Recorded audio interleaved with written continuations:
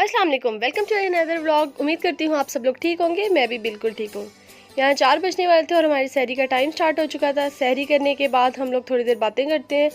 नमाज़ वगैरह पढ़ने के बाद अम्मी का डेली का होता है कि अम्मी ने न्यूज़ देखनी होती हैं या कि यहाँ पे बैठ जाती हैं, और मेरा होता है कि अम्मी सो जाए, लेकिन अम्मी सोती नहीं है, जागती ही रहती हैं। और यहाँ देखिए कितनी खूबसूरत सुबह हो रही थी, बातें करते करते पता ही नहीं चला हमें। उसके बाद मैं जाके सो गई और फिर वही दोपहर को उठने के बाद नमाज़ वगैरह पढ़नी होती है, अर्श को खाना खिलाना होता है, अर्श के साथ टाइम स्पेंड करना होता है। बस यही कुछ आप सबको पता चल तो चुका होगा, इतने दिन तो हो चुके हैं। खैर दोपहर का टाइम हो रहा था और ये देखें सब कुछ करने के बाद ये अपनी खाला के साथ बैठा यहाँ पे खेल रहा था। आज मेरी बहन भी नहीं गई थी, इसने छुट्टी की हुई थी और कमरे की हालत से पता चल रहा है कि ये दोनों बैठे हुए हैं। ये बहुत गंद करते हैं, बहुत कचरा करते हैं और सारा दिन मैं चीखती रहती हूँ। खैर इनके चक्कर में कमरा वगैरह सेट करते बहुत देर हो गई थी। फिर मैं वही जल्दी से क्रीम चाट वगैरह बनाने लगी क्योंकि अफ्तारी का टाइम होने वाला था और अम्मी भी आ चुकी थी। मैंने बहुत लेट स्टार्ट किया सब कुछ, और साथ ही मैंने ब्रेड चीज़ रोल बनाने थे तो मैंने आलू बॉयल करने के लिए रख दिए। जैसे आलू बॉयल हुए तो साथ ही मैंने इसको मैश कर दिया। मेरी कोशिश होती है मैं आप लोगों के साथ डेली कोई एक छोटी सी रेसिपी शेयर करूं जो झटपट बन जाए, क्योंकि रमज़ान में हमारे पास टाइम होता नहीं है और हमने बहुत जल्दी चीज़ें बनानी होती हैं। फ्रूट चाट, दही बड़े, ये तो सब घरों में बनते हैं, लेकिन डिफरेंट जो छोटी सी रेसिपीज़ होती है ना, वो बहुत अच्छी लग रही होती हैं। पोटैटो मैश करने के बाद मैंने इसके अंदर हाफ़ टी स्पून नमक डाला। आप अपने टेस्ट के अकॉर्डिंग डाल सकते हैं, जितना आपको पसंद है। किसी को कम पसंद होता है, किसी को ज़्यादा पसंद होता है। खैर ये तो आप अपनी मर्ज़ी से सेट कर सकते हैं। उसके बाद मैंने इसके अंदर हाफ़ टी स्पून डाला ब्लैक पेपर, और हाफ़ टी स्पून ही बल्कि आप 1 टीस्पून भी कर सकते हैं क्योंकि बहुत अच्छा फ्लेवर देते हैं। ज़ीरा डाला, भुना हुआ और कुटा हुआ, और हाफ़ टी स्पून मैंने इसके अंदर डाल दिए चिली फ्लेक्स या दरदरी मिर्च जिसे कहते हैं, कुटी हुई मिर्च कहते हैं। उसके बाद आपने हाथों का इस्तेमाल करना है, शशके नहीं करने कि चम्मच उठाया उसको मिक्स किया, नहीं। आप हाथ धो लें अच्छे तरीके से, हाथ साफ़ ही होते हैं बंदे के। आप इसे अच्छी तरह मिक्स कर लें और 10-15 मिनट के लिए छोड़ दें। मुझे देर हो रही थी, मैं इसको यहाँ पे रख के और नमाज़ पढ़ने चली गई। नमाज़ पढ़ने के लिए जब मैं वज़ू करने गई तो मुझे यहाँ पे चाँद नज़र आया। मुझे इतना अच्छा लग रहा था, दिन के टाइम चाँद निकला हुआ एक अजीब सा ही लगता है, बहुत अच्छा लगता है। उसके बाद मैंने नमाज़ पढ़ी क्योंकि बिल्कुल टाइम ख़त्म होने वाला था नमाज का।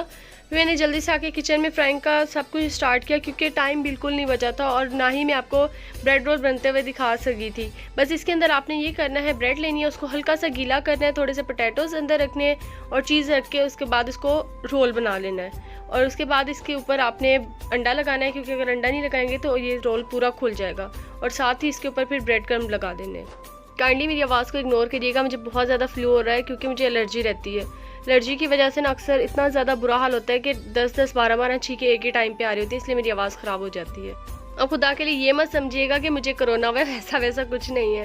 अच्छा यहाँ पे ब्रेड रोल तैयार हो चुके थे, इतने मज़े के थे ना, लिटरली आप बना के ना खुद ही कहेंगे ये बहुत मज़े के थे, और मुझे कमेंट लाजमी करिएगा। यहाँ पे हो चुका था हमारे अफ्तारी का टाइम। अफ्तारी करने के बाद मैंने नमाज़ पढ़ी। नमाज़ पढ़ने के बाद क्योंकि मुझे इसलिए जल्दी होती है, मैंने अपने बेटे को कुछ ना कुछ खिलाना होता है, ये भूखा होता है, इसके खाने का टाइम हो रहा होता है। यहाँ ये अपने बाबा के साथ बैठा था और बाकी घर में सारे के सारे नमाज़ पढ़ रहे थे। अम्मी भी नमाज़ पढ़ रही थी और साथ ही फिर मेरी बहन भी नमाज़ पढ़ रही थी। यहाँ मेरी बहन चादर ठीक कर रही थी बेड की, और यहाँ पे आके इसने इतना तंग किया, इसे बिल्कुल भी नहीं बिछाने देता। वो बेचारी उठा के साइड पे कर दी थी और ये आके ख़राब कर रहा था। 5-10 मिनट तो यही सब कुछ चलता रहा। बेचारी एंड पे आके कहती आप इसको पकड़ लो, मेरी बस हो गई है लेकिन ये बिल्कुल भी नहीं रुक रहा था, शरारतें करे जा रहा था। फिर मैंने चाय पीने के बाद मैंने व्लॉग एडिट किया। व्लॉग एडिट करने के बाद मैं नमाज़ पढ़ने गई तो मेरी बहन ने यहाँ पे ब्राउनी शेक बनाया हुआ था। एक गिलास अपना बनाया था, एक मेरा बनाया था। है अभी छोटी, उसे इतनी ज़्यादा कुकिंग आती नहीं है, पर उसे शौक बहुत है। बेचारी ने बहुत ज़्यादा डेकोरेट करने की कोशिश की लेकिन थोड़ा सा मेसी हो गया था, लेकिन सीरियसली इसका टेस्ट इतना मज़े का था ना, ये किसी भी अच्छे रेस्टोरेंट को टक्कर दे सकता है। बस ये थोड़ी सी डेकोरेशन में इसका मसला आया हुआ था, लेकिन उस बेचारी ने बहुत मज़े का बनाया हुआ था। सीरियसली उसने बहुत मेहनत की थी। और उसके बाद फिर अम्मी ने बनाई हुई थी निहारी जो कि मेरी बहुत ज़्यादा फेवरेट है। मैं कब से अपने हस्बैंड को कह रही थी कि जब भी हम मुल्तान जाएंगे तो लाजमी खाने जाएंगे निहारी, लेकिन आज अम्मी ने मेरी ख्वाहिश पूरी कर दी और साथ हम लोगों ने ब्रेड रोल जो पड़े थे वो खाए। यहाँ रात के 2 बज रहे थे, मेरा बेटा 1 बजे उठ चुका था क्योंकि वो इफ्तारी के बाद सो जाता है और अपनी नींद पूरी करके उठ जाता। जैसे मैंने टाइम देखा ना, मुझे एकदम से याद आया कि घी तो ख़त्म हो रहा है, और जो एक्स्ट्रा फ्रीज़र में पड़ा हुआ था वो मैंने उठाया। कि मैंने पहले भी बताया था कि हम लोग देसी घी यूज़ करते हैं। अब आप ये नहीं समझना कि हम कोई खुला घी यूज़ कर रहे हैं, ये देसी घी है और एक्स्ट्रा जो होता है वो फ्रीज़र में पड़ा होता है। ये मैंने पहले इसलिए निकाल के रखा था क्योंकि सहरी बनाते हुए ना ये इतना ज़्यादा फ्रीज हुआ हुआ फिर यूज़ नहीं हो सकता, इसलिए मैंने टाइम पे बाहर आके रख दिया। और यहाँ पे मैंने बना के रखा हुआ था अपना ज़ीरे वाला पानी। ज़ीरे वाला पानी वेट रिड्यूस करने के लिए बहुत अच्छा होता है, लेकिन रमज़ान में तो वही बात हो गई ना, दिल को बहलाने के लिए गालिब ये ख्याल अच्छा है। होता वेट कम नहीं है क्योंकि हम शरबत वगैरह पीते हैं, लेकिन फिर भी उसको थोड़ा सा कंट्रोल करने के लिए ये पानी बना के रखती हूँ ताकि मुझे तसल्ली हो। दूसरा तीसरा दिन ही था ये मैंने पीना शुरू किया, लेकिन वाकई इससे फ़र्क पड़ता है। आपकी बेली फ़ैट तो कम होना शुरू हो जाती है, आप जो मर्ज़ी खाओ, लेकिन ये पीने से ना आपकी बेली फ़ैट कम हो जाता है। और यहाँ पे मेरा बेटा उठा हुआ था, अम्मी भी साथ में उठ गई। मैं अम्मी को कह रही थी आप सो जाओ, अम्मी कहती नहीं अब तो मैं उठ चुकी हूँ, मैं सहरी बना के ही सोऊंगी। और मुझे ये हो रहा था कि बस किसी तरह सो जाए और सहरी मैं खुद बनाऊँ। और यहाँ पे मेरी बहन और ये दोनों मिलके ना खेल रहे थे, इनका बस यही काम होता है, सारा दिन ये खेलते ही रहते हैं।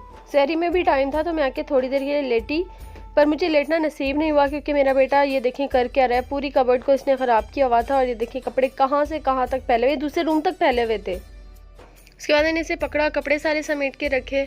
अच्छा, आप लोग भी सोचते होंगे कि ये डेली एक ही जैसी रूटीन शेयर करिए, क्योंकि रमज़ान में होता तो यही कुछ है, आप घर में ही रहते हो, घर में ही सहरी इफ्तारी करते हो। मेरा मकसद भी यही था कि मैं अपनी सहूर टू इफ्तार रूटीन आपके साथ शेयर करूं। तो बस ये छोटा सा मैं अपना दिन आपके साथ शेयर करती हूँ, जिस तरह मैं गुजारती हूँ वो मैं आपको बताना चाहती हूँ। उम्मीद करती हूँ आप लोग मेरे ब्लॉग से बोर नहीं होते। अगर नहीं होते तो काइंडली मुझे कमेंट्स में बताइएगा, अगर होते हैं तो भी कमेंट्स में बताइएगा, ताकि मैं इसमें थोड़ी सी इंप्रूवमेंट लेकर आऊँ।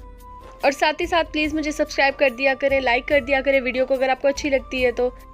इससे होता कुछ नहीं है, बस ये है कि मेरी अप्रिसिएशन हो जाती है, मुझे थोड़ी सी मोटिवेशन मिलती है कि हाँ मुझे दोबारा भी बनाना है।